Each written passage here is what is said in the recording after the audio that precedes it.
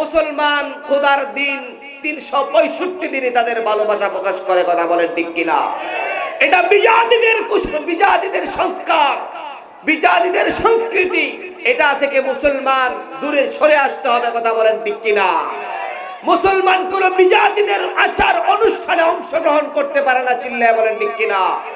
বিশ্বনবীর সাহাবী ওমর ফারুক রাদিয়াল্লাহু তাআলা আনহু বলেছেন, লা ইয়াদখুলুল আলাল মুশরিকিনা কানাইসিহিম, তোমরা কখনোই কোন মুশরিকদের আচার অনুষ্ঠানে অংশগ্রহণ করবে না, কারণ অমুসলিমদের আচার অনুষ্ঠানে গজব নাজিল হয় কার?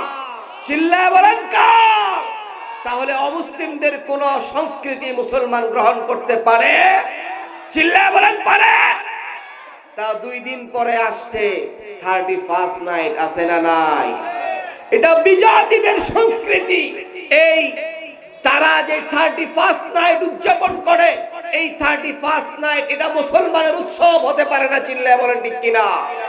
মুসলমান সব সময় তার বয়স বাড়ার কারণে সে সব সময় শঙ্কায় থাকবে কখন যেন মাওলার ডাক আসে আর চলে যেতে হয়, চিল্লায় বলেন ঠিক কিনা? মুসলমান এই উৎসব পালন করতে পারে না, কারণ আল্লাহ তাআলা হায়াতকে নির্দিষ্ট করেছেন, আমাদের বয়স বাড়ছে হায়াত কমছে, চিল্লায় বলেন ঠিক কিনা? অর্থাৎ এটা মুসলমানের কোন উৎসব হতে পারে? 31 নাইট ওই সমস্ত আহম্মক, ওই সমস্ত বোকা, ওই সমস্ত কাফের মুশরিকরা পালন করে যারা জান্নাত আর জাহান্নামকে বিশ্বাস করে না, চিল্লায় বলেন ঠিক কিনা?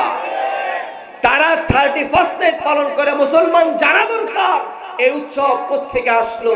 8 শতাব্দে বাদশা, তখনকার রোমান সম্রাট ছিল জমশেদ, সে এই